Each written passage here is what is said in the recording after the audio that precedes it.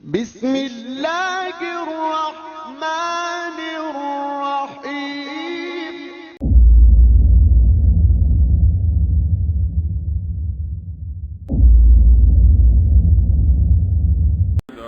زلالة وكل زلالة في النار.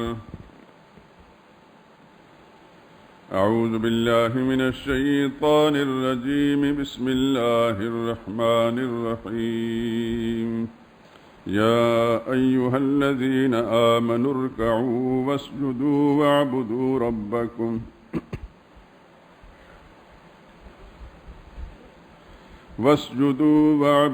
ربكم وافعلوا الخير لعلكم تفلحون. ایمان والو، اللہ ہی کے لیے رکوع کرتے رہو اور سجدے کرتے رہو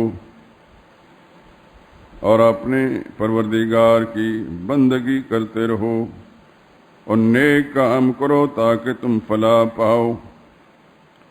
سبحان ربک رب العزت عما یصفون وسلام علی المرسلین والحمد للہ رب العالمین.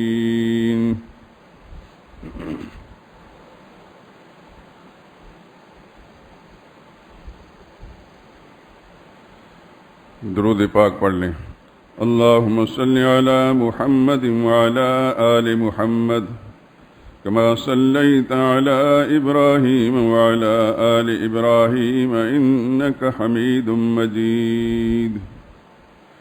اللهم بارك على محمد وعلى آل محمد كما باركت على إبراهيم وعلى آل إبراهيم إنك حميد مجيد.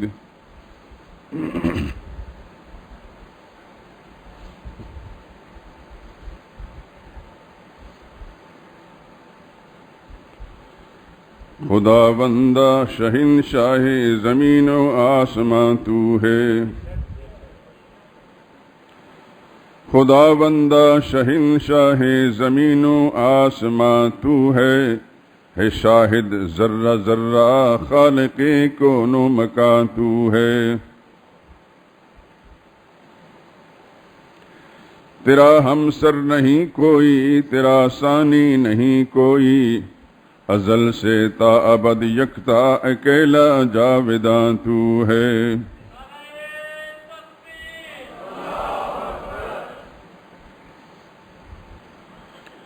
نہ کوئی عیب ہے تجھ میں، نہ کوئی نقص ہے تجھ میں، کہ ہر خوبی ہے جس کی ذات میں وہ بے گماں تو ہے.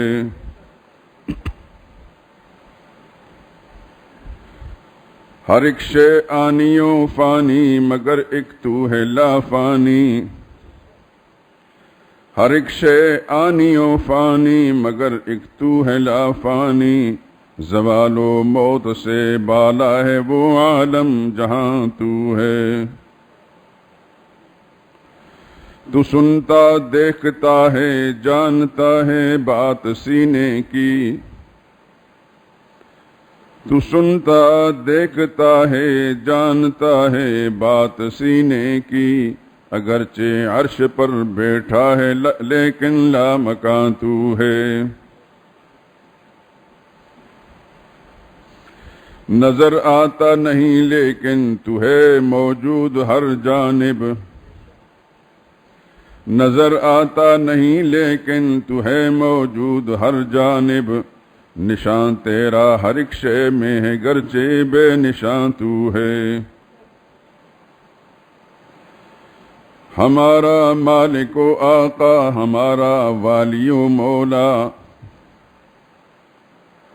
ہمارا مالک و آقا ہمارا والی و مولا.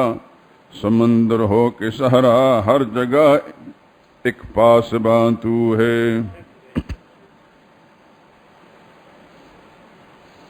کوئی بندہ خطا کے بعد ہو جاتا ہے جب تائب، اسے تو بخشنے والا ہے اس پر مہرباں تو ہے.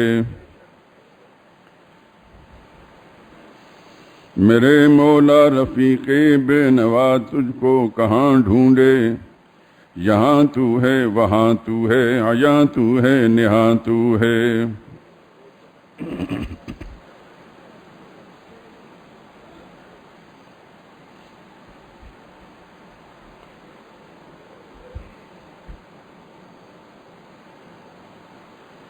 بزرگان محترم، برادران عزیز،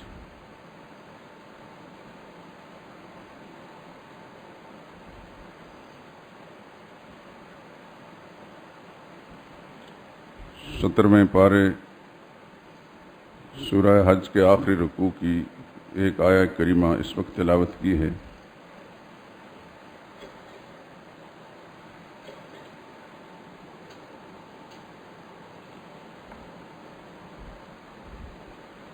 یا ایھا الذین آمنوا ارکعوا واسجدوا واعبدوا ربکم، ایمان والو رکوع کرو، سجدہ کرو اور اپنے رب کی بندگی کرو۔ واعبدوا ربکم کا جملہ بول کر پہلے دو جملوں کی شرح بیان کر دی گئی کہ رکوع اور سجدہ یہ عبادت ہے اور عبادت اللہ ہی کی کرنی ہے۔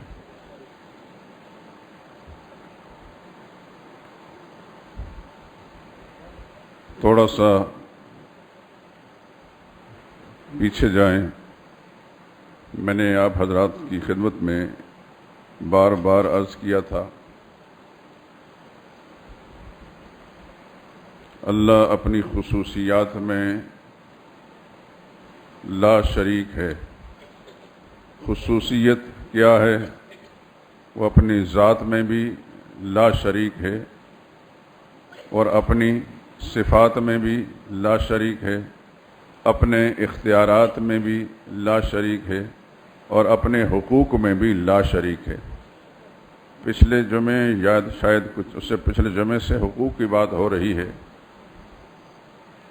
کہ اللہ کا حق اللہ ہی کو دیا جائے گا، اللہ کے سوا کسی اور کے لیے روا نہیں، جائز نہیں۔ جس طرح کوئی دنیا کا غیرت مند انسان اپنا ذاتی حق کسی غیر کو دینا جائز نہیں سمجھتا، اس کے لیے تیار نہیں ہوتا، چاہے وہ غیر اس کا کتنا ہی پیارا دوست اور بھائی کیوں نہ ہو، کہ اپنا مخصوص حق وہ اپنے ہی لیے رکھتا ہے، اپنے سوا کسی اور کے لیے جائز نہیں سمجھتا۔ تو عبادت کی ساری قسمیں یہ اللہ کا حق ہے۔ میں نے اس کو آسان کرنے کے لیے حق کے لفظ سے تعبیر کیا ہے تاکہ سمجھانا آسان ہو۔ یاد رکھیں، عبادت کی ساری قسمیں یہ اللہ کا حق ہے اور اللہ کا حق اللہ ہی کے لیے روا ہے۔ یاد ہوگا آپ کو کہ آپ کو یہ بات سمجھائی گئی تھی کہ عبادت چاہے اس کا تعلق زبان سے ہو، زبانی عبادت ہو، اس کا تعلق انسان کے بدن سے ہو یا اس کا تعلق انسان کے مال سے ہو، یہ سب عبادتیں ہیں اور عبادتوں کا حقدار صرف اللہ ہے۔ منہ سے بول لیا کریں تاکہ فرشتے نوٹ بھی کر لیں،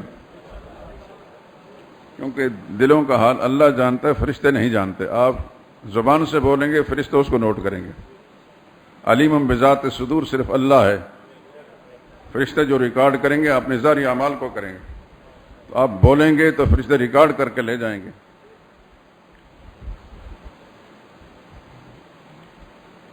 عبادت زبانی ہو تو اس کا حقدار بھی اللہ ہے، بدنی ہو تو اس کا حقدار بھی اللہ ہے، اور مالی ہو تو اس کا حقدار بھی اللہ ہے۔ زبانی عبادت جیسے تسبیح، تحمید، تکبیر، تہلیل، سبحان اللہ، الحمدللہ، لا الہ الا اللہ، واللہ اکبر،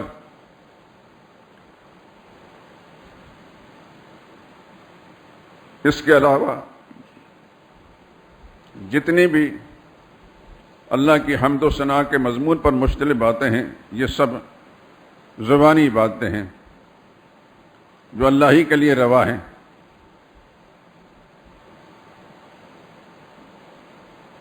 آپ ذکر اذکار کرتے ہیں، اللہ کو پکارتے ہیں، دعا کرتے ہیں اپنی کسی مشکل کے لیے یا کسی دوسرے کے لیے،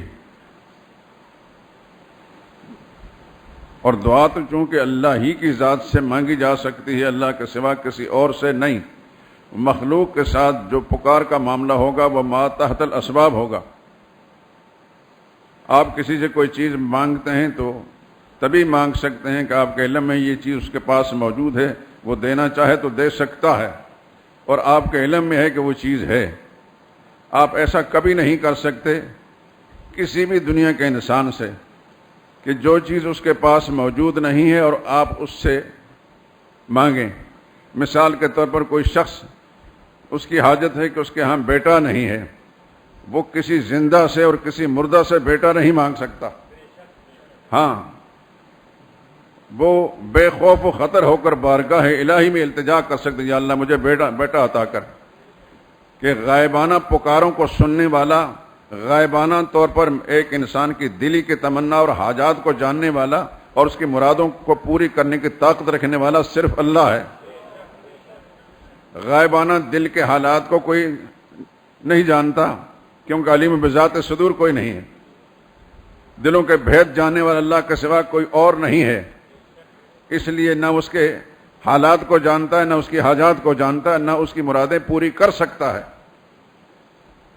یہ صرف اللہ ہی کی شان ہے۔ تو دعا اور پکار بھی کس کی بارگاہ میں ہوگی؟ صرف اللہ ہی کی۔ استغاثہ و فریاد بھی صرف اللہ ہی سے۔ بدر کے میدان میں جب مسلمان بہت تھوڑے تھے اور کفار 3 گنا زیادہ تھے اور ہر طرح کے ہتھیاروں سے لیس تھے، اس وقت خدا کے پیغمبر نے صلی اللہ علیہ وسلم اللہ کی بارگاہ میں جس انداز سے لجاجت کے ساتھ استغاثہ فریاد کیا، قرآن کریم اس کو تعبیر استستغیثون ربکم۔ مسلمانوں وہ وقت یاد کرو جب تم استغاثہ فریادیں کر رہے تھے اپنے رب کے سامنے، فاستجاب لکم، جس کے سامنے تم فریادیں کر رہے تمہاری پکار کو فوراً لبیک کہی، اور پھر تم سے 3 گنا زیادہ فوج ہر طرح کے کیل کانٹے سے لیس ہو کر تھوڑی دیر کے بعد مطلب جب صاف ہوا تو اس فوج کے 70 کافر جہنم رسید ہو گئے تھے، اور 70 کو ان 313 مسلمانوں نے گرفتار بھی کر لیا تھا۔ اور مسلمانوں کا صرف کتنے آدمی شہید ہوئے تھے؟ 14 آدمی۔ آپ حضرات بدر میں گئے ہیں، اللہ تعالیٰ آپ کو حرمین شریفین کی سعادت نصیب فرمائے تو قصداً ارادتاً وہاں سے ٹیکسی لے کر بدر کے راستے جایا کریں۔ مسجد عریش جہاں رسول اللہ صلی اللہ علیہ وسلم کا خیمہ تھا، وہاں نماز بھی پڑھیں۔ نماز کا ٹائم نہیں تو کم از کم 2 رکعت بعد نفل پڑھ لیں۔ مسجد عریش کے ساتھ بھی کتبہ لگا ہوا ہے، اور تھوڑے سے فاصلے پر جہاں شہدائے بدر کے مقبرے ہیں اس طرف ایک بہت بڑا کتبہ لگا ہوا ہے۔ میں جب بھی جاتا ہوں اللہ کی توفیق سے ان جگہوں کے اندر پہنچتا ہوں، اور کافی دیر تک میں رکتا ہوں اور سوچتا رہتا ہوں۔ 14 صحابہ اکرام شہید ہوئے۔ مسلمانوں کے پاس کتنے ہتھیار تھے؟ صرف 8 تلواریں تھیں، صرف 8 تلواریں، تعداد 313 ہے۔ اور ابو جہل کی پارٹی کے پاس ہر قسم کے اس زمانے کے ہتھیار تھے، اور وہ 1000 کا لشکر تھا، یہ 313 ہیں اور بے سر و سامان نہتے ہیں۔ اللہ یہ بتانا چاہتے ہیں کہ جب ایک بے سر و سامان انسان، نہتا انسان اللہ کی طاقت پر یقین رکھ کر اللہ کے سامنے استغاثہ فریاد کرتا تو خدا بند اس کی طرف فوراً لبیک کہی جاتی ہے۔ قرآن کریم بھرا پڑا ہے اس بات سے کہ کس پیغمبر نے خدا کے سامنے فاستجاب لکم فاستجاب لکم فاستجاب لکم، اللہ نے تمہاری مرادیں فوراً پوری کر دی اور تمہاری دعائیں قبول کر لی۔ یہ قرآن کریم ہماری ہدایت کے لیے آیا ہے، یہ صرف مردے بخشوانے کے لیے، ختم پڑھانے کے لیے نہیں میرے دوستو، صرف چومنے چاٹنے کے لیے۔ اس کو کھولیں، کھول کر دیکھیں، یہ آپ کے دل و دماغ کی کھڑکیاں کھولے گا۔ یہ قرآن کریم انبیاء کے قصے ہمارے سامنے بیان کر کے ہمیں بتاتا ہے کہ جس نبی کو تم خدا کا پیغمبر مانتے ہو صلی اللہ علیہ وسلم علیہ الصلوۃ والسلام، اس کے قصے پڑھتے ہو، اس کو جو مشکل پیش آئی کس کے سامنے اس نے فریاد کی؟ اللہ ہی کے سامنے۔ اس کی فریاد کو کس نے سنا؟ اس کی مراد کو کس نے پورے کیا؟ قرآن کریم یہ بتا رہا ہے تمہیں مشکلیں آئیں گی، تمہارا حاجت روا اور مشکل کشا بھی اللہ کے سوا کوئی اور نہیں ہے۔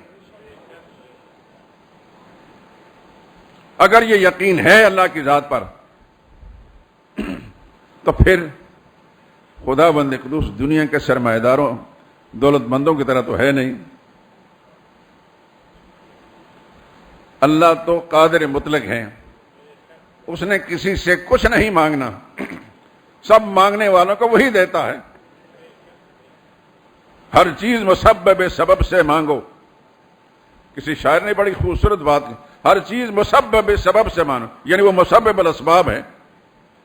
ہر چیز مسبب سبب سے مانگو، منت سے، خوشامد سے، ادب سے مانگو.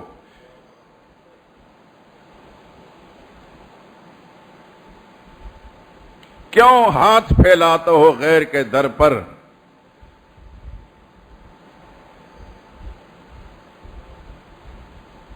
اللہ اکبر. بندے ہو اگر رب کے تو رب سے مانگو.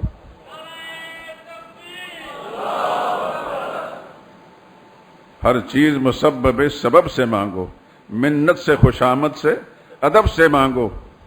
کیوں غیر کے در پر ہاتھ پھیلاتے ہو؟ بندے ہو اگر رب کے تو رب سے مانگو. قرآن کریم یہی سبق دیتا ہے. محمد مصطفیٰ صلی اللہ علیہ وسلم نے اس بے سر و سامانی کے عالم میں اللہ کے سامنے جب التجا کی، گڑ گڑائے، اس حد تک روئے خدا کے سامنے کہ آپ کی چادر مبارک گر گئی. سیدنا صدیق اکبر نے اٹھ کر وہ چادر آپ کے کندھے پر ڈالی، اور اس وقت انہوں نے عرض کیا جو کچھ عرض کیا، تفصیل میں جانے کی ضرورت نہیں. اور پھر جب مقابلہ شروع ہوا، وہ غرور و تکبر کا پیکر جس کو ابو جہل کہتے ہیں، تھوڑی دیر کے بعد یہ معلوم ہوا کہ ابو جہل بھی مقتولین میں ہے. وہ جو غرور کا تکبر کے پیکر تھے، وہ زمین پر گرے پڑے ہیں. سرور عالم صلی اللہ علیہ وسلم نے حضرت عبداللہ بن مسعود کو، یہ باتیں میرے دوستو آپ کو دنیا کس سے کہانیاں تو یاد رہتے ہیں، ٹی وی سے، ان خرافات سے ساری باتیں یاد رہتی ہیں، خدا کے قرآن کی باتیں، رسول اللہ کے فرمان کی باتیں کیوں نہیں یاد رہتی؟ عبداللہ بن مسعود رضی اللہ تعالیٰ عنہ کو حضور نے بھیجا، جاؤ ان مقتولین کے اندر. مقتولین کتنے تھے؟ 70 کفار کا سرگن جہنم رسید تھے. ان میں سے سب سے بڑا متکبر ابو جہل بھی.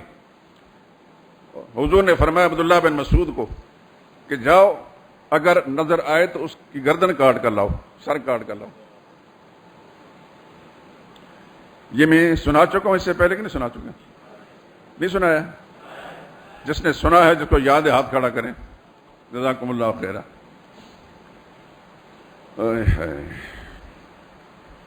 عبداللہ بن مسعود رضی اللہ، میں بتاتا ہوں عبداللہ بن مسعود کو کیوں بھیجا تھا، یہ بھی وجہ بیان کرتا ہوں. کسی اور صحابی کو نہیں بھیجا. عبداللہ بن مسعود جب گئے، وہ ظالم زندگی کی آخری ہچکیاں لے رہا تھا. یہ جاتا ہی اس کے سینے پر چڑھ کر بیٹھ گئے. اس نے آنکھ کھول کر دیکھا تو پہلا تکبر کا جملہ مرتے وقت بھی اس نے نہیں چھوڑا. کہنے لگا، وہ چرواہے کے بچے، تو اتنے بڑے سردار کے سینے پر چڑھ کر بیٹھ گیا. اب اس کی خرافات کا جواب عبداللہ بن مسعود نے تو نہیں دینا تھا. کہنے لگا، کس کو فتح ہوئی، کس کو شکست؟ سیدنا عبداللہ بن مسعود نے فرمایا، اللہ نے اپنے نبی کو اور اہل ایمان کو فتح سے ہمکنار کیا اور تجھے اور تیری فوج کو جہنم رسید کر دیا، ناکام و نامراد کر دیا. آپ کیوں آئے ہو؟ عبداللہ بن مسعود نے فرمایا، میرے آقا نے حکم دیا ہے کہ تمہارا سر کاٹ کر رسول اللہ کے قدموں میں پیش کرنے میں. پھر بھی اس کا غرور تکبر نہیں ختم ہوا. کہنے لگا، اچھا گردن کے حلق کے قریب سے نہ کاٹنا، ذرا سینے کی طرف سے کاٹنا، تاکہ مقتولین کے سر میں میرا سر اونچا نظر آئے. عبداللہ بن مسعود رضی اللہ تعالیٰ عنہ جا کر جب حضور صلی اللہ علیہ وسلم کے قدموں میں رکھا اس کا سر، اللہ کا پیغمبر نے سجدہ ادا کیا اللہ کی بارگاہ میں اور فرمایا، یہ اس امت کا فرعون تھا. یہ ابو جہل اس امت کا فرعون تھا، یہ بھول نہ جانا. ایک فرعون پہلے گزرا ہے موسیٰ علیہ السلام زمانے میں، وہ بڑا مغرور و متکبر تھا، لیکن جب اس کو بحیرہ کلزم میں ڈبکیاں لگیں تو اس وقت اس نے سارا غرور تکبر اس کا فروغ ہو گیا. اس وقت اس نے اللہ کو پکارا، آمنتو انہ لا الہ الا الذی آمنت بہ بنو اسرائیل، میں اس پر ایمان لایا جس پر بنی اسرائیل ایمان لایا. تو اللہ نے جواب آن اب موت کی ہچکی لگ رہی ہے، اب خدا کو مان رہے ہو، اور جب موت کی ہچکی لگ رہے اس وقت کا ایمان قبول نہیں ہوتا۔ البتہ یوم ننجی کا ببدنک، تیری لاش کو ہم محفوظ رکھیں گے، لتکون لمن خلفک آیا، تاکہ آنے والے زمانے کے لوگوں کے لیے تیری لاش عبرت کا سامان بنا رہے۔ آج مصر کے اندر موجود ہے۔ تو حضور صلی اللہ علیہ وسلم نے فرمایا کہ اس فرعون نے تو مرتے وقت اللہ کو یاد کیا، نام لیا اللہ کا، ایمان لانے کی کوشش کی، الگ بات ہے، قبول نہیں ہوا۔ اس فرعون نے تو مرتے وقت بھی کفر کا کلمہ کہا۔ جہاں تک عبداللہ بن مسعود کو بھیجنے کی بات تھی، یہ بھی سن لیجئے۔ عبداللہ بن مسعود رسول اللہ صلی اللہ علیہ وسلم کے صحابہ میں اللہ نے ان کو ایک خصوصیت عطا فرمائی ہے کہ ایک حدیث ہے کہ اس کے اندر فرمایا کہ یہ کتاب اللہ اور سنت رسول اللہ کا علم رکھنے میں ابو بکر و عمر سے بھی آگے تھے۔ باقی رتبے تو انہی کے بڑے ہیں، دیگر خصوصیتوں کی بنا پر ہیں، لیکن کتاب کا علم رکھنے میں ان سے آگے تھے۔ عبداللہ بن مسعود ایسا انسان ہے جس کے پیر کے ناخن کی آخری رگ سے لے کر سر کی چوٹی تک کسی جگہ غرور و تکبر کا کوئی شائبہ موجود نہیں تھا۔ اور یہ وجہ میں ویسے نہیں بیان کر رہا۔ ایک دفعہ حضور صلی اللہ علیہ وسلم نے جنات کو تبلیغ کرنے جا رہے تھے، صحابہ اکرام اس وقت جو موجود تھے ان میں عبداللہ بن مسعود بھی تھے۔ تو آپ نے ارشاد فرمایا تم میں سے کچھ افراد میرے ساتھ جائیں گے، جس کو میں لے جاؤں گا وہی جس کے وجود کے اندر ادنا قسم کے رائی کے دانے کے برابر غرور تکبر نہ ہو۔ ہر ایک کو آپ کو ٹٹولتا رہا۔ صحابہ کرام میں خوبیاں ہی تھیں، نبی کریم صلی اللہ علیہ وسلم کے محفل میں اس کی مبارک تاثیر سے خوبیاں ہی خوبیاں تھیں، لیکن جب جانے کے وقت آیا تو رسول اللہ صلی اللہ علیہ وسلم نے عبداللہ بن مسعود کو ساتھ لیا۔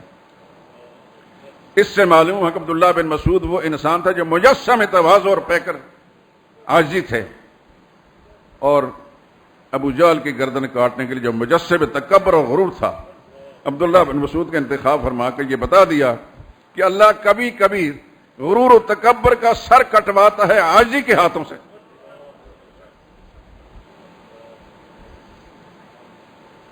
بات ہو رہی تھی کہ پکار کے لائق کون ہے اور پکاروں کو سننے والا کون ہے، دلوں کے بھید جاننے والا کون ہے، ہر ایک کی مرادیں پوری کرنے والا کون ہے۔ مشکل کے وقت میں محمد مصطفیٰ صلی اللہ علیہ وسلم نے کس کو پکارا اور اس مشکل میں کامیابی کس نے عطا فرمائی؟ جو خدا کل مشکل کشائی کر سکتا ہے وہ آج میری اور آپ کی مشکل کشائی کر سکتا ہے۔ شرط ایمان ہے۔ یہ میں کس سے نہیں سنا رہا دوستو، اللہ کا قرآن سنا اور رسول اللہ صلی اللہ علیہ وسلم کا اسوہ حسنہ آپ کے سامنے پیش کر رہا ہوں۔ دیکھیں مشکل کس کو نہیں آتی، آپ کو بھی، مجھے بھی، ہر انسان کو آتی ہے۔ اس وقت پوری انسانیت، صرف پاکستان نے، پوری دنیا مشکل کے اندر مبتلا ہے، تفصیلی میں جانے کی ضرورت نہیں۔ ہمارا اسلام بیزار طبقہ،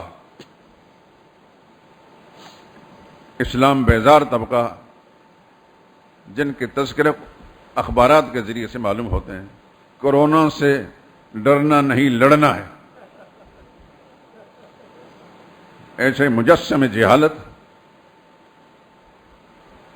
ایسے بدبختی کے یہ پیکر ہیں کہ مشکل وقت کے اندر اللہ سے رجوع کیا جاتا ہے۔ ہر مشکل میں محمد مصطفیٰ صلی اللہ علیہ وسلم نے اللہ سے رجوع کیا۔ یہ حدیث میں پہلے بھی سنا چکا ہوں، کان رسول اللہ صلی اللہ علیہ وسلم اذا حضبہ امر فزع الی الصلاۃ، رسول اللہ صلی اللہ علیہ وسلم کو جب بھی کوئی مشکل درپیش ہوتی فوراً نماز حاجت کی طرف متوجہ ہوتے۔ جب چاند گرہن ہوتا تھا تو رسول اللہ صلی اللہ علیہ وسلم نماز خسوف پڑھتے تھے، سورج گرہن ہوتا تھا نماز کسوف پڑھی جاتی تھی، خشک سالی ہوتی تھی نماز استسقاء پڑھی جاتی تھی، وغیرہ ذالک۔ رسول اللہ صلی اللہ علیہ وسلم کا یہ اسوہ حسن ہے امت کو کہ تمہیں بھی جب کوئی مشکل درپیش ہو اللہ کی طرف رجوع کرو۔ اللہ مشکل کشا ہے، اللہ کے سوا کوئی مشکل کشا نہیں۔ میرے دوستو، میں اللہ کا شکر ادا کرتا ہوں کہ جتنا عرصہ میں نے یہاں گزارا ہے، اس مسجد کی ایک ایک اینٹ انشاءاللہ کل میرے حق میں گواہی دے گی۔ میں نے بڑے صاف طریقے سے اللہ کی توحید کے مسئلے کو سمجھا ہے اور بیان کیا ہے، اور میں اللہ سے دعا کرتا ہوں کہ ہر سامع، ہر سننے والا، آپ حضرات سمیت، جہاں تک یہ آواز پہنچی، یا اللہ اس کے دل و دماغ کو تو اپنی توحید سے منور فرما، اور پھر اس کے عقیدوں کو اتنا صاف کر کے وہ اپنے گھر والوں، اپنے ملنے جلنے والے رشتہ داروں، محلے داروں، سب تک یہ پیغام پہنچا سکے۔ یہ طے ہے کہ ہم سب نے جانا ہے، ہم سب نے جانا ہے، اس بات کا یقین کر لیں، ہم سب نے جانا ہے، اور اللہ تعالیٰ نے پوچھنا ہے ہم سے میری کتاب کے ساتھ کیا سلوک کیا تھا۔ اگر عقیدہ ٹھیک ہوا، خدا سب کو توفیق دے قرآن کریم کے ساتھ صحیح تعلق رکھنے کی۔ میرے دوستو، 24 گھنٹوں کی زندگی میں کچھ ٹائم خدا کی کتاب کو دیں آپ۔ اگر نہیں پڑھا ہوا تو شرم نہ کریں، بوڑھا آدمی بھی 70-80 سال کا آدمی بھی قرآن پڑھنا چاہے تو پڑھ سکتا ہے۔ مجھے یاد ہے ہمارے علاقے میں، ہماری بستی میں ایک بوڑھا آدمی تھا جس کو میں نے بچپن میں نہیں دیکھا تھا، کم و بیش 70-75 سال کی یا اس سے زیادہ عمر کا آدمی تھا۔ ہماری مسجد، جو میرے گھر کی مسجد تھی، ہمارے والد صاحب سے قرآن کریم پڑھنے لگ گیا۔ میں نے والد صاحب سے پوچھا، اپنی والدہ سے پوچھا، یہ بابا کون ہے؟ مرزا اس کو کہتے تھے۔ بتایا کہ وہ فلاں گھر جو نظر آ رہا ہے اس گھر کے کا مالک ہے۔ میں نے کہا میں نے پہلے دیکھا نہیں۔ کہنے لگے یہ دور دراز پہاڑوں میں اپنے مویشی لے کر جاتا رہا اور بکریوں کا مالک تھا، بکری چراتا رہا، ساری جوانی اس نے ادھر گزار دی۔ جب وہ بوڑھا ہو گیا، ہمت جواب دے گی تو پھر آیا، تو والد صاحب نے ترغیب دے کر اس کو نماز پر لگایا۔ اس نے کہا میں نے قرآن نہیں پڑھا، کہ قرآن میں پڑھاتا ہوں۔ وہ سارا دن ہماری مسجد کے اندر بیٹھا رہتا، اونچی آواز سے قرآن پڑھتا رہتا، اور کرتے کرتے قرآن کریم پڑھ لیا اس نے۔ آپ سب دوستوں سے میں درخواست کرتا ہوں، ذرا شرم نہ کریں اس بات میں۔ قرآن پڑھانے والے ہر جگہ موجود ہیں۔ آپ اپنے بچے کے لیے ٹیوٹر گھر میں لگا لیتے ہیں، میتھ پڑھانے کے لیے، انگریزی پڑھانے کے لیے، سائنس پڑھانے کے لیے، تو اگر گھر کے کسی فرد نے قرآن کریم نہیں پڑھا ہوا تو اس میں کیوں ہچکچاتے ہیں؟ قرآن کریم پڑھانے والا استاد بھی لگائیں، نہیں تو اس کے پاس جائیں۔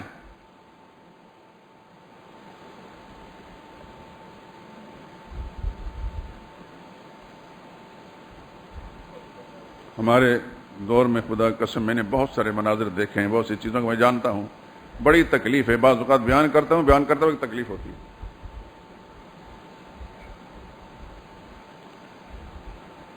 ہمارے ہاں اس مسجد کا ایک خادم تھا، عیسائی بابا۔ شروع میں جب میں آیا ہوں، بابا بھولا اسے کہتے تھے، بالکل میری داڑھی سے بڑی داڑھی تھی اس کی۔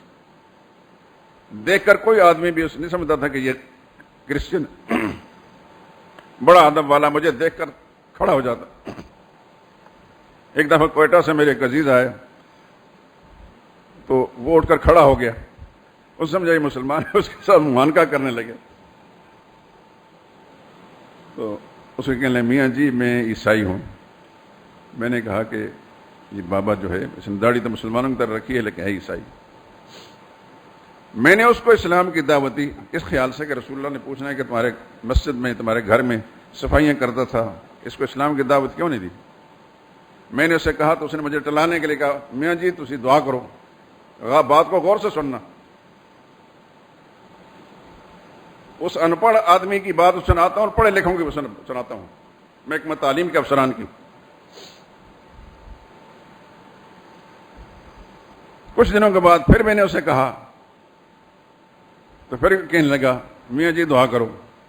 5-6 دفعہ جب میں نے کہا تو سمجھا کہ یہ میری جان چھوٹے گی نہیں، تو مجھے کہنے لگا میاں جی تسی اپنے مسلمان کر لیتے نے جو مینوں مسلمان کر رہے ہو۔ اس بات کا اللہ کی قسم میرے پاس کوئی جواب نہیں تھا، کہ مجھے پتا ہے جو مسلمان کہلانے والا ہے اس کا صرف نام کا مسلمان ہے، اس کو اسلام سے کوئی تعلق بھی نہیں۔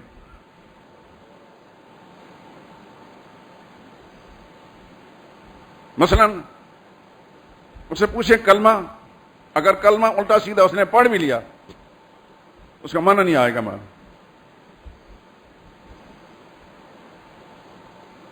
ایک مارکیٹ میں ایک سرے سے لے کر دوسری مارکیٹ تک چلے جائیں، تجربہ کر کے دیکھ لیں، اللہ ماشاء اللہ استثناء ضرور ہے، وہ دکان کا مالک ہے یا اس میں کام کرنے والے، کتنے لوگ ہیں جو کلمہ صحیح پڑھ سکتے ہیں اور کلمے کا مطلب اور معنی بھی جانتے ہیں؟ کتنے لوگ ہیں، پوچھو نماز پڑھ، ہاں جی خدا کا فضل ہے پڑھتے ہیں، نماز کے کتنے فرائض ہیں کچھ بھی پتہ نہیں، کتنے واجبات ہیں کچھ پتہ نہیں، کتنی سنت ہیں کچھ پتہ نہیں۔ ایک رسمی سی کارروائی ہے، مسلمان کا گھر ہم پیدا ہو گئے بس مسلمان کہلاتے ہیں، ہمارے ماں باپ کو وہ کچھ پتہ نہیں تھا، ہمیں بھی کچھ پتہ نہیں۔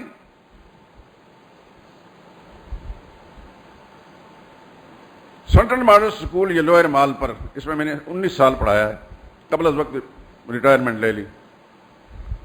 وہاں کی جو مسجد تھی، پرنسپل صاحب نے اس مسجد کے سارے امور کا انچارج مجھے بنایا تھا،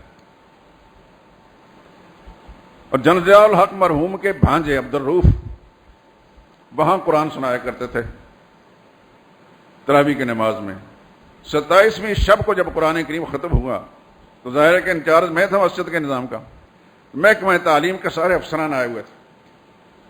ہو سکتا ہے کہ میری اس بات کو میں جو سنا رہا ہوں کوئی محکمہ تعلیم کوئی افسر اس وقت موجود تھا، یہاں موجود ہو، اور پاکستان کے چیف جسٹس نسیم حسن شاہ صاحب بھی وہاں موجود تھے،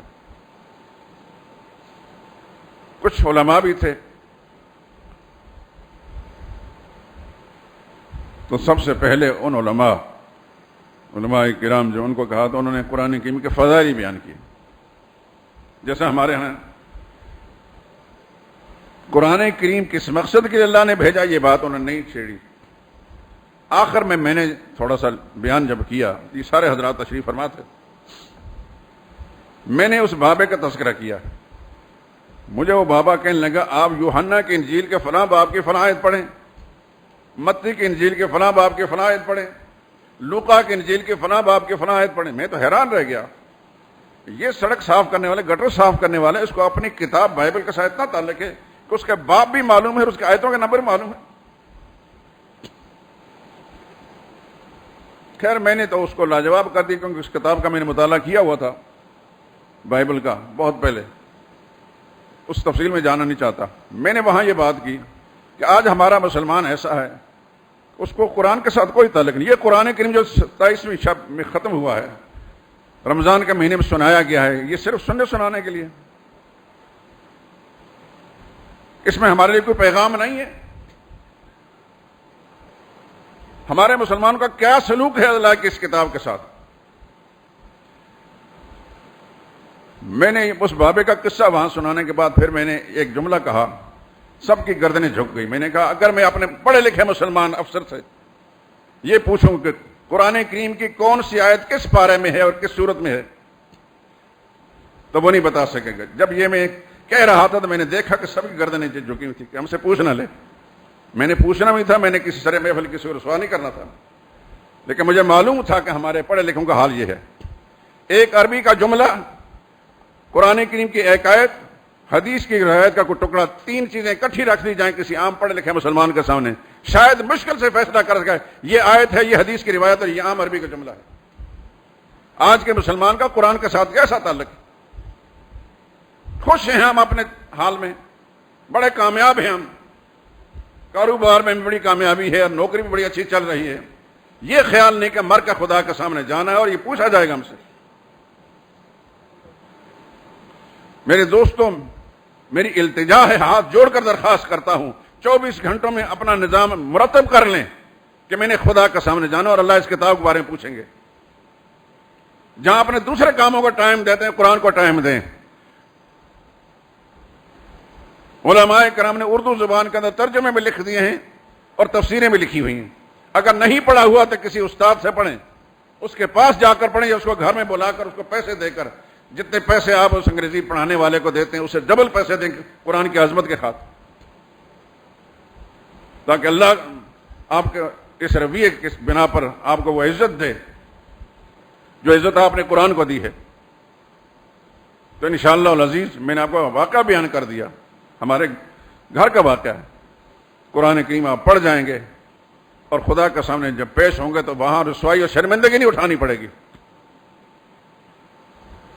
آج ہمارے لیے مشکل اس لیے ہو رہی ہے، یہ باتیں سمجھانا، جو مسئلہ توحید سمجھانا اس لیے ہو رہا ہے کہ ہمارے مسلمان کو پتہ نہیں۔ ہیر رانجھا کے قصے تو اس کو پوری طرح معلوم ہے، وہ دوڑے جو اس کو مسجدوں میں سنائے جاتے ہیں وہ سب معلوم ہے، خدا کا قرآن اس کو پڑھایا جاتا ہے تو بالکل پتہ نہیں چلتا۔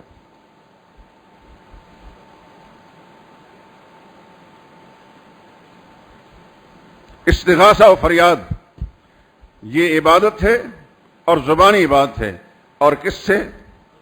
صرف اللہ سے۔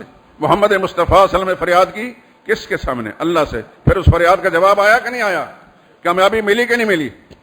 یونس علیہ السلام مچھلی کے پیٹ میں فریاد کی کس کے سامنے؟ اللہ سے۔ پھر جواب آیا کہ نہیں آیا؟ فاستجاب لهم۔ یوسف علیہ السلام، ایوب علیہ السلام بڑا عرصہ بیمار رہے، اور جب تکلیف بڑھ گئی، رب انی مسنی الضر، میرے داتا مجھے بڑی تکلیف پہنچ رہی ہے، وانت ارحم الراحمین، فاستجاب لهم۔ اللہ فرماتے ہیں فوراً ہم نے ان کی اس فریاد کو سنا اور لبے کہی، فکشفنا ما به من ضر، اور جو تکلیف پہنچی تھی اس تکلیف کو ہٹا دیا۔ آج یہ تکلیف کورونا کی جو ہے، یہ نہیں کر سکتے ہم یا اللہ اس مشکل سے پوری امت کو نجات دے۔ ہمارے رب کے لیے کوئی مشکل ہے، یا اس نے کسی اور سے مانگنی ہے کہ یہ مراد میں پوری نہیں کر رہا تو تھوڑا سا میرا ساتھ دے؟ اپنے لیے بھی دعا کریں، پوری امت کے لیے دعا کریں، اپنے لیے بھی دعا، پوری امت کی ہدایت کی دعا کریں۔ اللہ آپ کے دلوں کے حال کو جانتا ہے، اپنے دلوں کے بھیدوں کو جانتا ہے، کتنے ہمدرد ہیں آپ مسلمانوں کے ساتھ۔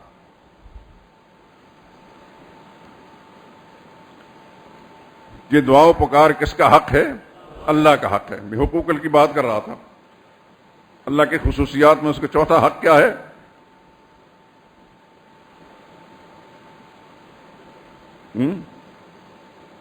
عبادات، جس کو حقوق سے میں نے تعبیر کیا۔ عبادت کی ساری قسمیں، زبانی عبادت ہو، بدنی عبادت ہو۔ بدنی عبادت جیسا ابھی آپ نماز کچھ پڑھ چکے ہیں، کچھ پڑھیں گے، آپ کا بدن استعمال ہو رہا ہے۔ رمضان کے مہینے میں آپ اعتکاف میں بیٹھے، آپ کا بدن استعمال ہو رہا ہے۔ خانہ کعبہ کی حاضری میں آپ طواف کرتے ہیں، بدن استعمال ہو رہا ہے۔ سعی کے درمیان آپ کا بدن استعمال ہو رہا ہے۔ منی عرفات مزدلفہ میں آپ چل رہے ہیں، بھاگ رہے ہیں، دوڑ رہے ہیں، کنکریاں مار رہے ہیں، آپ کا بدن استعمال ہو رہا ہے۔ طواف زیارت میں بدن استعمال ہو رہا ہے۔ یہ بدنی عبادت ہے۔ اور جو زکوٰۃ دیتے ہیں آپ، یہ مالی عبادت ہے۔ صدقہ دیتے ہیں، یہ مالی بات ہے۔ خیرات دیتے ہیں، یہ مالی بات ہے۔ نظر دیتے ہیں، یہ مالی بات ہے۔ نیاز دیتے ہیں، یہ مالی بات ہے۔ یہ ساری باتیں، ان کا حقدار کون ہے؟ صرف اللہ ہے۔ ان باتوں کو اتنی دفعہ میں کہہ چکا میرے دوستوں۔ عربی کا ایک محاورہ ہے، اذا تکرر تقرر، کوئی چیز بار بار اس کی تکرار کی جائے نا، دل دماغ میں بیٹھ جاتی ہے، بیٹھ جانی چاہیے، وہ قرار پکڑنا چاہیے اس کو دل دماغ میں۔ زبانی باتوں کے لائق کون ہے؟ بدنی باتوں کے لائق کون ہے؟ اور مالی باتوں کے لائق کون ہے؟ صرف اللہ۔ اور بدنی باتوں میں رکوع بھی ہے اور سجدہ بھی ہے۔ بدنی بات میں ہاتھ باندھ کر کھڑا ہونا بھی ہے اور تشہد میں بیٹھنا بھی ہے۔ نماز کی کتنی حالتیں ہیں؟ 4 حالتیں۔ ہاتھ باندھ کر کھڑے ہونا، رکوع کرنا 2، سجدہ کرنا 3، اور تشہد میں بیٹھنا 4۔ ان 4 حالتوں میں یہ اللہ کے سوا کسی اور کے لیے روا نہیں ہے۔ اب جب کہتے ہیں کہ ساری باتیں اللہ ہی کے لیے، تو پھر ہاتھ باندھ کر کھڑے ہونا بھی صرف اللہ ہی کے لیے روا ہے۔ اللہ کے سوا کسی اور کے سامنے ہاتھ باندھ کر نہیں کھڑے ہوں گے۔ اگر کوئی ایسا کرتا ہے تو وہ جاہل آدمی ہے۔ اللہ کا حق مخلوق کو دے رہا ہے۔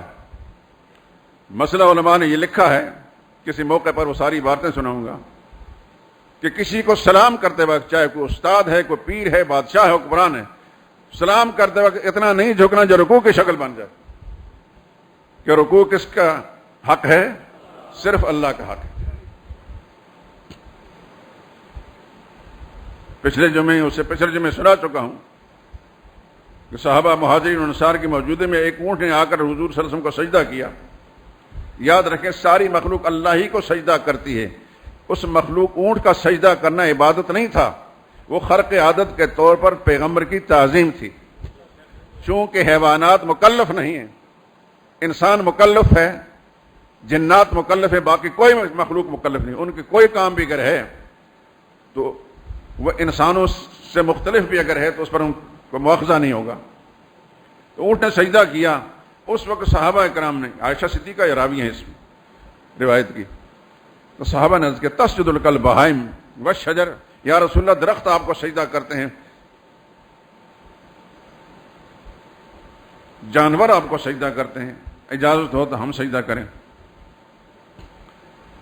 اللہ کے نبی نے فرمایا صلی اللہ علیہ وسلم، یہ اللہ کا حق ہے، میرا حق نہیں، لا تفعلوا، یہ کام میرے لیے نہیں کرنا۔ اگر اللہ کے سوا کسی اور کے لیے سجدہ جائز ہوتا تو محمد رسول اللہ صلی اللہ علیہ وسلم حقدار تھے۔ رسول اللہ نے یہ فرما کر بتا دیا کہ دنیا میں کوئی انسان، کوئی بھی انسان اس لائق نہیں کہ اس کو سجدہ کیا جائے۔ اور پھر وہ حدیث بھی حضور لو کنت آمر احدا ان یسجد لاحد ان یسجدن لازواجہن، اجازت ہوتی تو میں عورت کو حکم دیتا کہ وہ اپنے شوہر کو سجدہ کرے، اجازت نہیں ہے۔ تو یہ عبادت کی ساری قسمیں کس کے لیے روا ہیں، سمجھ میں آ گئی؟ تو پھر اس کو سمجھانا بھی ہے، اس کو سمجھانا بھی ہے۔ سب سے پہلے گھر میں جا کر انٹرویو لینا اپنے بیگم صاحب کا کہ وہ اس مسئلے کو سمجھی ہیں کہ نہیں۔ اگر وہ آپ کی خدمت میں ساری زندگی گزار رہی ہیں تو پھر کم از کم اس کا یہ حق ہے کہ اس کو دین کی بات سمجھائیں، اپنے بچوں کو، اپنے بہن بھائیوں کو سمجھائیں، والدین کا حال معلوم کریں کہ ان کو اگر یہ مسئلہ نہیں سمجھایا تو بڑے ادب کے ساتھ ان کا مسئلہ سمجھائیں۔ اگر کوئی شخص یہ نہیں پسند کرتا کہ میرے ماں باپ آگ میں جلیں تو پھر اس کو چاہیے کہ ان کو موت سے پہلے عقیدہ توحید ان کو سمجھا دے۔ اگر نہیں سمجھائے گا تو پھر وہی حال ہوگا جو ابراہیم علیہ السلام کے والد کے ساتھ ہوا۔ ابراہیم علیہ السلام نے اتمام حجت کر دیا تھا، کہاں لکھا ہوا یہ؟ قرآن کریم میں۔ کون سی سورت میں؟ سورہ مریم میں پوری تفصیل موجود ہے۔ ابراہیم علیہ السلام کی بات سننے کے بعد کہنے لگا لئن لم تنتہ لارجمنک، میرے بیٹے ابراہیم اگر تو اپنی تقریر سے باز نہ آئے میں پتھر ماروں گا تمہیں، وہجرنی ملیہ، میرے گھر سے نکل جا۔ وہ یہی کر سکتا تھا۔ ابراہیم علیہ السلام نے بہت کوشش کی، وہ بدنصیب نہیں سمجھا، اور اس کے بعد بھی ابراہیم علیہ السلام دعائیں مانگتے رہے۔ سورہ ابراہیم کا ربنا اغفر لی ولوالدی وللمؤمنین یوم یقوم، یہ ابراہیم علیہ السلام کی دعا ہے، لیکن اس کے حق میں قبول نہیں ہوئی۔ کیوں؟ بولیں، وہ مشرک تھا۔ مشرک کے لیے کوئی دعا قبول نہیں ہوتی۔ اگر وہ مر جائے، شرک پر اس کا خاتمہ ہو جائے تو پھر ساری دنیا مل کر، خدا کا پیغمبر بھی اس کے لیے دعائیں مغفرت کرے گا، قبول نہیں ہوگی۔ حدیث میں آتا ہے کہ ابراہیم علیہ السلام نے التجا کی کہ یا اللہ، محشر کے میدان میں میرے باپ کو میرے سامنے جہنم میں ڈالا جائے گا، مجھے بڑی رسوائی شرمندگی ہوگی۔ اللہ نے فرمایا تسلی رکھیں، ہم آپ کو رسوا نہیں کریں گے۔ چنانچہ حدیث میں آتا ہے کہ محشر کے میدان میں ابراہیم علیہ السلام کے والد کو انسانی شکل میں نہیں، ایک بجو کی شکل میں تبدیل کر کے لایا جائے گا، اور پھر اچانک ابراہیم علیہ السلام دیکھیں گے کہ قدموں کے اندر وہ بجو پڑا ہوا ہے۔ فَيُؤْخَذُ بِقَوَائِمِهِ، پھر خدا کا فرشتے اس کے ہاتھ اور پیروں سے پکڑ کر جہنم میں پھینک دیں گے ابراہیم علیہ السلام کے سامنے۔ اتنا بڑا پیغمبر ابراہیم علیہ السلام اگر کسی کی رعایت کر کے کسی مشرک کو چھوڑنا ہوتا تو ابراہیم خلیل اللہ کے لیے اللہ تعالیٰ اس کے والد مشرک کو چھوڑ دیتے۔ ابراہیم علیہ السلام وہ عظیم پیغمبر ہیں تمام انبیاء کے فہرست میں کہ جو اللہ کی توحید کی خاطر آگ میں ڈالے گئے کہ نہیں؟ قرآن کریم میں موجود ہے۔ کود گئے آگ کے اندر، پیچھے نہیں ہٹے۔ بعض کتابوں میں آتا ہے کہ جبریل امین آئے اور آ کر کہنے لگے اگر آپ کہیں تو ساری دنیا کا سمندر لا کر اس آگ میں ڈال دوں۔ اللہ اکبر۔ ابراہیم علیہ السلام کے ایمان پر بھی قربان جائیں، ان کی ذات پر استقامت پر قربان جائیں۔ ابراہیم علیہ السلام نے فرمایا اپنی مرضی سے آئیں، اللہ نے بھیجا ہے۔ ابراہیم علیہ السلام نے عرض کیا اپنی مرضی سے آیا ہوں۔ جبرائیل علیہ السلام، ابراہیم علیہ السلام کے سامنے حضرت جبریل نے عرض کیا کہ اپنی مرضی سے آیا ہوں، تو حضرت ابراہیم نے فرمایا اما الیک فلا، جس کے نام پر، جس کی خاطر، جس کی عظمت کی خاطر میں یہ قربانی دے رہا ہوں یا یہ مجھ سے قربانی لی جا رہی ہے، وہ دیکھ رہا ہے، وہ بے خبر نہیں ہے، وہ دیکھ رہا ہے۔ اگر اس نے مجھے جلانے کا فیصلہ کیا ہے تو میں اس پر راضی ہوں، لیکن اگر اس نے جلانا نہیں تو دنیا کی کوئی طاقت مجھے جلا نہیں سکتی۔ پھر کیا ہوا؟ قرآن کیا کہتے ہیں؟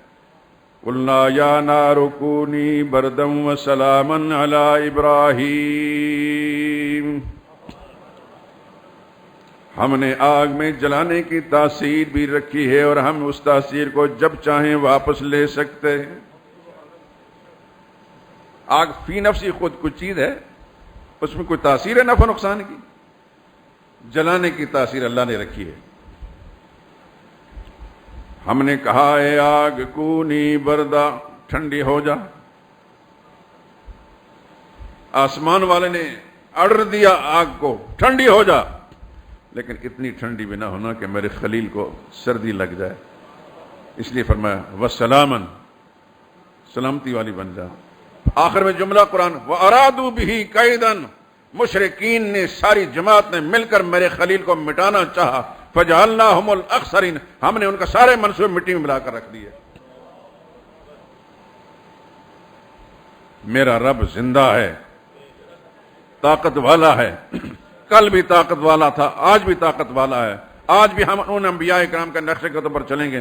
خدا کی قسم دنیا کی کوئی قوت بھی ہمارا کچھ نہیں بگاڑ سکتی، لیکن یہ شرط ایمان اور یقین ہے۔ یہ دعا کریں یا اللہ وہ یقین جو انبیاء والا تھا وہ ہمیں نصیب فرما۔ تو پکار کے لائق کون ہے؟ سجدے کے لائق کون ہے؟ یہ کس کا حق ہے؟ اللہ کا حق ہے، اور اللہ کا حق اللہ ہی کو دینا پڑے گا۔ کوئی قبر سجدے کے قابل نہیں، کوئی پیر سجدے کے قابل نہیں، کوئی مولوی سجدے کے قابل نہیں۔ اگر امام الانبیاء صلی اللہ علیہ وسلم صحابہ کرام کی خواہش پر آپ نے فرمایا کہ سجدہ میرا حق نہیں اللہ کا حق ہے، تو پھر آج بھی کسی زندہ اور مردہ کا، قبر کا یا صاحب قبر کا یا پیر کا حق نہیں ہے، یہ حق صرف اللہ ہی کا ہے۔ جو قبر والا یہ کہتا ہے کہ اس کو سجدہ کرو تمہاری مرادیں پوری، وہ مشرک ہے۔ جو پیر کہتا ہے کہ مجھے سجدہ کرو تمہاری مرادیں پوری، وہ مشرک ہے، وہ بے ایمان ہے۔ ہماری نجات اللہ کے قرآن کے اندر ہے، محمد رسول اللہ کی تعلیمات میں، آپ کے فرمان میں ہے، باقی کسی چیز میں نہیں۔ ہر وہ چیز جو کتاب اللہ کے مطابق ہے، ہر مولوی، ہر پیر قرآن کے مطابق اس کی سوچ ہے، اس کی تعلیم ہے، سر آنکھوں پر رسول اللہ صلی اللہ علیہ وسلم کے اسوہ حسنہ کے مطابق سر آنکھوں پر، نہیں تو اٹھا کر باہر پھینک دیا جائے گا۔ نہ خدا کے قرآن کو چھوڑا جا سکتا، نہ رسول اللہ کے فرمان کو چھوڑا جا سکتا۔ میرے دوستو، زندگی اور موت اللہ کے اختیار میں ہے، نفع و نقصان اللہ کے اختیار میں ہے۔ مجھے یہ لمبا عرصہ گزرا ہے، میں آپ حضرات کو بتاتا نہیں مجھے کیا کیا دھمکیاں ملی ہیں، کیا کیسے خطوط آئے ہیں، لیکن میرا ایمان ہے کہ قبر کی رات گھر میں نہیں آتی۔ جس دن میں نے قبر میں پہنچنا ہے، کوئی روک ٹوک نہیں سکتا، لیکن کسی کی دھمکی سے، کسی کے تھریٹ کرنے سے میں اللہ کا پیغام چھوڑ دوں، یہ ممکن نہیں ہو سکتا۔ جب تک سینے میں دل دھڑکتا ہے، زبان بولتی ہے، انشاءاللہ خدا کا پیغام سناتا رہوں گا۔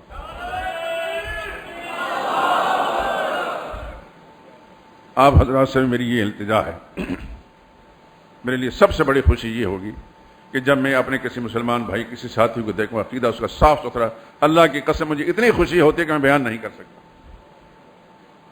میں آپ سے کچھ نہیں مانگتا، اگر دل چاہے تو دعا کریں، دل نہیں چاہتا دعا بھی نہ کریں۔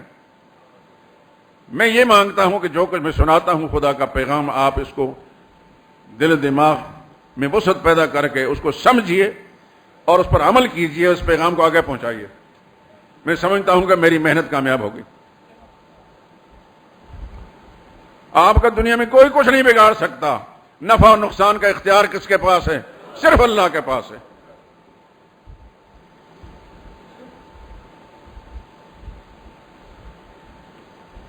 رسول اللہ صلی اللہ علیہ وسلم کے سامنے ایک مشرک آیا، کوئی تلوار تھی اس کے ہاتھ میں۔ حضور صلی اللہ علیہ وسلم آرام فرما رہے تھے کس جگہ، تو حضور جاگ پڑے۔ اس نے کہا کون آپ کو بچا سکتا ہے؟ اللہ اکبر، خدا ایسا ایمان نصیب۔ فرمایا میرا رب بچا سکتا ہے۔ بس اتنی بات کہنی تھی کہ اللہ پاک نے اپنی رحمت کے ساتھ اس کے آزاد جوارح کو ڈھیلے کر تلوار اس کے ہاتھ سے گر گئی۔ پھر اللہ کے پیغمبر نے فرمایا، تلوار لے کر فرمایا کون بچا سکتا ہے؟ رسول اللہ نے مارنا تو نہیں تھا اس کو، وہ رسول اللہ کے قدموں میں گر گیا۔ آپ خدا کے سچے نبی ہیں۔